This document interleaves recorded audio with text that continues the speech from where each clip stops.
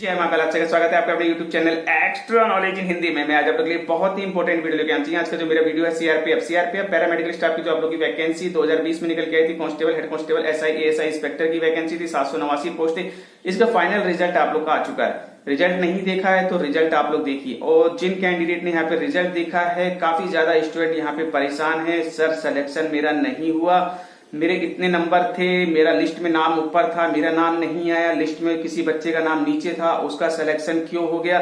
Sir result में धांधली हुई है, इतने कम बच्चे क्यों सेलेक्ट किए गए? सर कोर्ट केस करना है। मीन्स बहुत ज्यादा क्वेश्चंस आप लोग के यहाँ पे आ रहे हैं, तो ये वीडियो देख लीजिए। वीडियो बहुत ही इंपॉर्टेंट रहने वाला है। जी हाँ, जो भी आप लोग की क्वेरी आ रही थी, सभी क्वेरी मैंने आप लोग की इस वीडियो में लेने की कोशिश करी है, ताकि आप लोग इस वैकेंसी को लेकर के किसी भी प्रकार से कंफ्यूज ना रहे। सबसे पहले बात की जाती है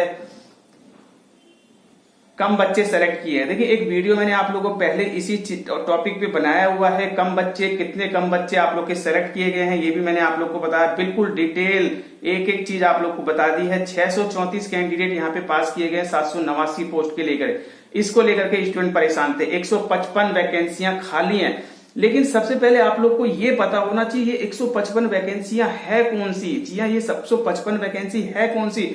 सिर्फ 2 ट्रेडें आप लोग की ऐसी हैं जिनको मिला के ही लगभग ये वैकेंसियां कंप्लीट हो रही है। बाकी सभी ट्रेडों में वैकेंसियां लगभग भरती गई हैं। और जो वैकेंसियां रह रही हैं, किसी ट्रेड में 2 वैकेंसी, किसी में 3, किसी में 4, ऐसा क्यों है, इसकी जानकारी भी मैं आप लोग को दे देता हूं।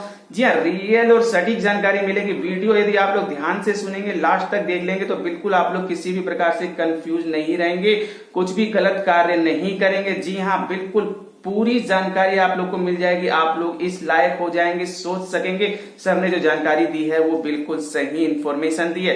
जी हाँ, 155 पोस्ट आप लोग की यहाँ पे रह गई हैं वैकेंसियां। लेकिन ये वैकेंसी कौन है, आप कौन सी है, आप लोगों को पता होना चाहिए। सिर्फ और सिर्फ हेड कांस्टेबल फिजियोथेरेपी। जी हाँ, हेड कांस्टेबल फिजियोथेरेपी की आप लोग की वैकेंसी थी। इसी के मैक्सिमम कैंडिडेट 73 पोस्ट आप लोग की इसी ट्रेड की हैं। जी हाँ, 73 वैकेंसी इसी ट्रेड की हैं, हेड कांस्टेबल फिजियोथेरेपी। जी हाँ, बिल्कुल बता दूं मैं आप लोग को।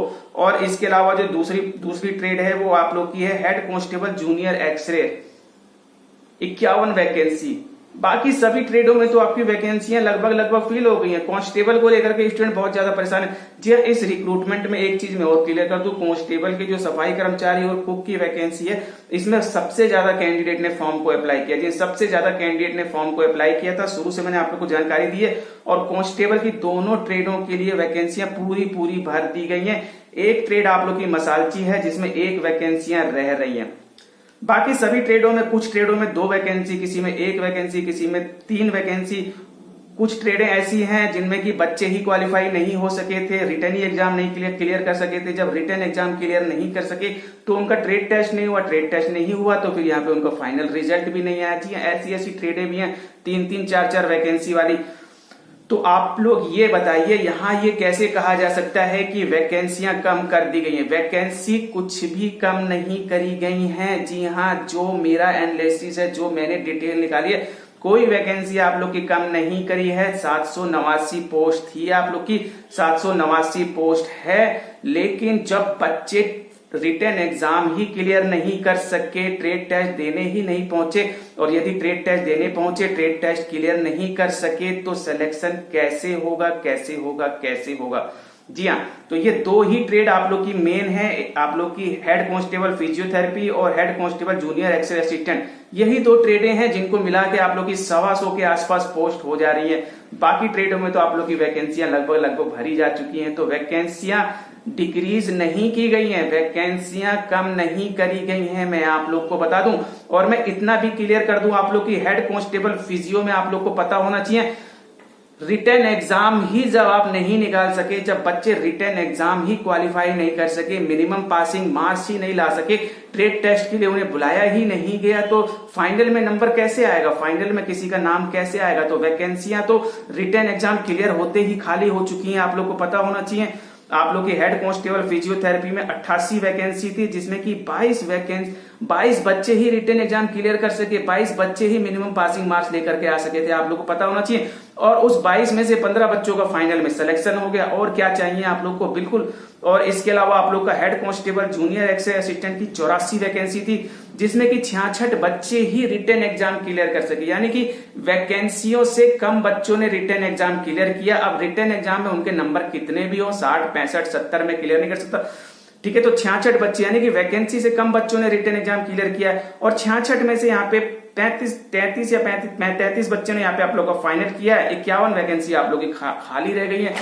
तो वैकेंसियां तो कुछ कम कर ही नहीं गई है। जब आप रिटन एग्जाम ही क्लियर नहीं कर पा रहे हैं, रिटन एग्जाम देने ही नहीं जा रहे हैं, तो फिर आपको ट्रेड के बुलाया नहीं गया, ट्रेड के लिए बुलाया गया, मेडिकल के लिए क्लियर नहीं कर पा रहे, तो कहां से आप लोग को पास किया जाएगा। तो वैकेंसियां मैं क्लियर कर दूं, डिक्रीज नहीं की गई है। अब मैं आप लोगों को कुछ चीजें क्लियर करूं। देखिए, किसी और के बहकावे में सर मेरे इतने नंबर थे, मेरे इतने नंबर थे, मेरा सिलेक्शन नहीं हुआ, इस प्रकार के कमेंट करने की वजह, देखिए ये सब चीजें आप लोग मत देखिए। जो चीजें मैं बता रहा हूं वो सुनिए आप लोग, रियल और सटीक इन्फॉर्मेशन आप लोग को दे रहा हूं। जी हाँ, कुछ ट्रेडें ऐसी हैं जिनमें कि 2-2, 3-3 बच्चों का सिलेक्शन नहीं हुआ, ठीक है। जैसे कि एसआई स्टाफ नर्स में 2 वैकेंसी खाली रहेगी। सर 2 वैकेंसी खाली रहेगी, मेरे 68 नंबर थे, मेरा सिलेक्शन हो जाना चाहिए था। आपको पता होना चाहिए स्टेट वाइज आप लोग की जो रिजल्ट यहाँ पे बना है, ऑल ओवर इंडिया आप लोग का रिजल्ट है, और कैटेगरी वाइज आप लोग का रिजल्ट है। तो जनरल के बच्चे फेल हो गए, ओबीसी के बच्चे भर गए, एससी के बच्चे भर गए, एसटी में बच्चों की कट ऑफ कम चली गई है, एसटी में 2 सीटें खाली रह गई हैं। तो इसमें कोई क्या कर सकता है, आप ये बताइए। 2 वैकेंसी खाली रहने का, 2 सीटें नहीं भरने का मतलब ये नहीं है कि किसी को भी उठा के डाल दिया जाए। आपकी कैटेगरी में यदि 2 वैकेंसी खाली हुई है तो उस कैटेगरी में 2 बच्चे होने चाहिए। जब उस कैटेगरी में 2 बच्चे नहीं है तो कहां से उन्हें भरा जाएगा, वो वैकेंसी तो आपकी खाली हो ही जाएगी। तो 1 या 2 वैकेंसी को लेकर के आप लोग ये मत सोचिए कि मेरे 80 नंबर थे, मेरा सिलेक्शन क्यों नहीं हुआ। आपकी कैटेगरी में आपका सिलेक्शन हो चुका है, आपकी कैटेगरी में आपकी सीट भर चुकी है, तो आपको कैसे बुलाया जाएगा। जो वैकेंसी खाली है वो किसी और कैटेगरी की है, मींस आप लोग जनरल के हैं, हो सकता है वो वैकेंसी एससी की हो, एसटी की हो, ओबीसी की हो। तो ये तो कुछ क्लियर किया नहीं है डिपार्टमेंट ने। तो 1 या 2 वैकेंसी को लेकर के आप लोग ये मत सोचिए कि मैंने मेडिकल क्लियर कर लिया था सर, 2 वैकेंसी खाली रहेगी, मेरा सिलेक्शन नहीं हुआ। आपकी कैटेगरी में सीटें भर चुकी हैं, इसी वजह से सिलेक्शन नहीं हुआ। इस चीज का आप लोग ध्यान रखिएगा। इसी प्रकार से रेडियोग्राफर में 1 वैकेंसी है, आपकी कैटेगरी में भरा जा चुका है, जिस कैटेगरी में नहीं भरी गई होंगी उसमें सीट खाली रह गई होंगी, बिल्कुल बच्चे नहीं होंगे।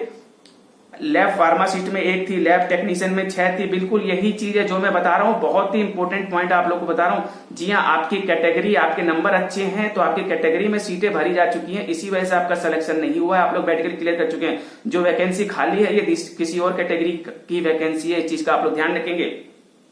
मसालची को लेकर के भी स्टूडेंट परेशान है कि सर मसालची में 1 सीट खाली रहेगी। तो वही वाली बात है भाई, जिस कैटेगरी में बच्चे ही नहीं होंगे उनमें उस कैटेगरी में सिलेक्शन नहीं हुआ 1 बच्चे का, बाकी दूसरी कैटेगरी में बच्चों का सिलेक्शन हो गया है। हो सकता है दूसरी कैटेगरी में आप लोग का जो है ट्रेड टेस्ट मेडिकल के लिए बुलाया गया, लेकिन वो वैकेंसियां भरी जा चुकी हैं, तो आपका नंबर कहां से आएगा।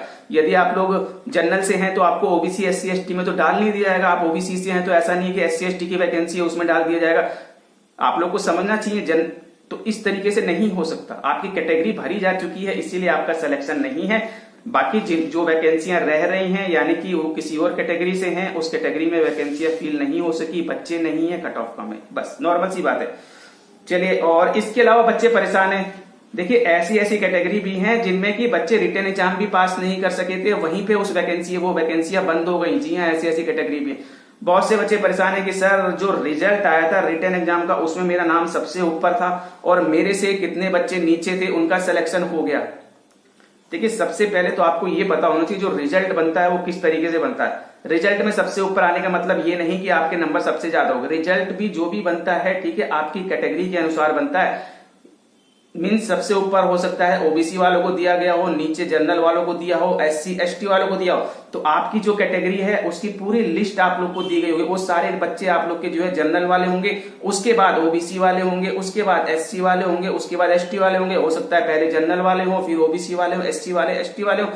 तो जो बच्चा सबसे नीचे है वो एसटी वाला है। अब वो आपको ऊपर दिख रहा है तो आपको दिखेगा ही दिखेगा, क्योंकि एसटी का बच्चा सेलेक्ट हुआ है। आपको समझना चाहिए, आपका नंबर जनरल में था, आपका नंबर सबसे ऊपर था, या आप लोग जनरल वाली लिस्ट में थे, जनरल की जो बच्चे थे उनकी लिस्ट में थे, आपका सिलेक्शन नहीं हुआ। इसीलिए आपको लग रहा है कि नीचे वाला बच्चा कैसे सेलेक्ट हो गया। नीचे वाला बच्चा इसलिए सेलेक्ट हो गया क्योंकि वो एससी का है, एसटी का है, तो एससी एसटी की भी तो सीटें हैं, वो बच्चे भी तो सेलेक्ट होंगे। तो जो बच्चे सेलेक्ट होंगे उन्हीं का तो नाम ऊपर आएगा, आपका नाम तो नहीं आ पाएगा ना, क्योंकि आपका सिलेक्शन नहीं हुआ। आप समझ सकते हैं मेरा कहने का मतलब। जो आपकी लिस्ट बनी है, ऐसा नहीं है कि सिर्फ नंबर के हिसाब से, कैटेगरी के अनुसार भी है। अगर सबसे ऊपर ओबीसी वालों को दिया गया है तो ओबीसी में जितनी रैंकें होंगी ऊपर से नीचे तक वो सब कुछ वहां पे दिया गया होगा। जी ओबीसी के जितने बच्चे होंगे ऊपर से नीचे तक पूरी डिटेल दी होगी। उसके बाद जनरल की होगी तो जनरल की हाई से लेकर लो तक पूरी डिटेल दी होगी। इसी प्रकार से एससी की, फिर एसटी की, ईडब्ल्यूएस की, ठीक है, जैसे भी दिया होगा। तो कैटेगरी वाइज आप लोग की लिस्ट होती है। इस चीज का आप लोग ध्यान रखिए, ध्यान रखिए, ध्यान रखिए। आप लोग अपनी कैटेगरी में, जी हाँ, आप लोग का नाम आपकी कैटेगरी में सबसे ऊपर है तो ये बिल्कुल क्लियर है कि आप अपनी कैटेगरी में सबसे ऊपर हैं। और आपकी जो कैटेगरी में 10 बच्चे यदि दिए गए हैं, 10 बच्चों को बुलाया गया है, उन 10 बच्चों में सबसे नीचे 10वें नंबर पे आपका नाम है, तो इसका मतलब आप अपनी कैटेगरी में सबसे नीचे हैं। इस चीज का आप लोग ध्यान रखिए। जी हाँ, जो मेरिट लगती है, जो लिस्ट लगती है, वो कैटेगरी के अनुसार ही लगती है। आपकी कैटेगरी के जितने बच्चे होते हैं उनका नाम दिया जाता है। इन सब चीजों को ध्यान रखिए। ऐसा मत सोचिए कि नीचे वाला बच्चा कैसे सेलेक्ट हो गया। नीचे वाला एससी का, एसटी का, ओबीसी का, सिलेक्शन तो होना ही है उसका अपनी लिस्ट में। तो फाइनल लिस्ट में उसका नाम ऊपर आपको दिखाई देगा ही देगा। मैं समझता हूं आप लोग किसी भी प्रकार से कंफ्यूजन की स्थिति आप लोग की नहीं रहेगी, ठीक है। और इसके अलावा बच्चे, ये आपकी जो प्रॉब्लम्स थी वो मैंने आप लोग को सॉल्व करने की कोशिश करी है, ठीक है। वैकेंसियां कम नहीं हुई है, बिल्कुल क्लियर है। वैकेंसी कम नहीं है, बच्चे ही नहीं है, ठीक है। अब बात आती है sir court case. Court case किस लिए सर कोर्ट केस करना है? कोर्ट केस करेंगे, किस लिए कोर्ट केस करोगे आप? क्या इनमें से कुछ कोई मैटर भी तो होना चाहिए। किस लिए? वैकेंसी इंक्रीज करने के लिए। वैकेंसी इंक्रीज करने के लिए आपकी 789 वैकेंसी थी। 789 वैकेंसी के लिए आप लोग 2020 में अप्लाई किया।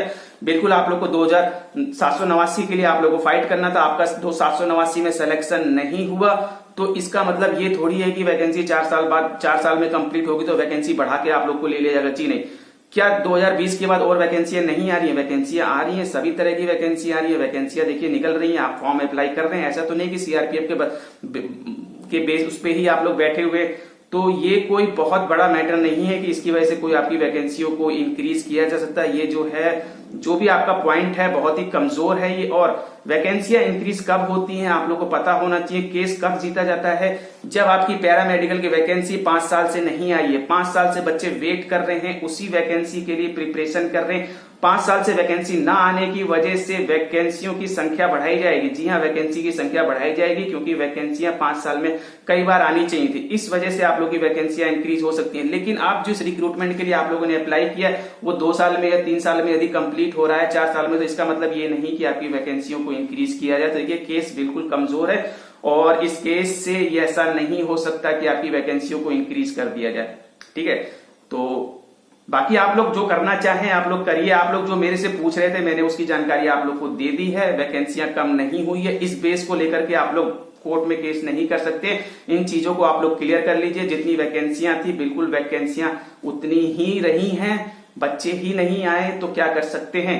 तो इस टॉपिक को लेकर के आप लोग केस नहीं कर सकते। आप लोग यदि केस करना चाहते हैं तो सिर्फ यही एक टॉपिक है कि वैकेंसी लंबी चली है और ये भी काफी कमजोर केस है, मैं आप लोग को बता दूं। तो यदि आप लोग तैयारी कर रहे हैं तो आगे की तैयारी आप लोग करिए, बिल्कुल तैयारी करते रहिए। वैकेंसी कंप्लीट हो चुकी है और मेरे से यदि कोई मदद चाहिए तो बिल्कुल मैं आप लोग के लिए हेल्प जरूर करूंगा। लेकिन जो सच्चाई है, जो रियलिटी है, वो मैंने आप लोग को बता दी है ताकि आप लोग किसी भी प्रकार से कंफ्यूजन में ना रहें। सच्चाई आप लोग के सामने रहनी चाहिए। जी हाँ, सच्चाई आप लोग के सामने होनी चाहिए। सच्चाई सामने रखते हुए ही आप लोग किसी चीज पे आगे बढ़ सकते हैं।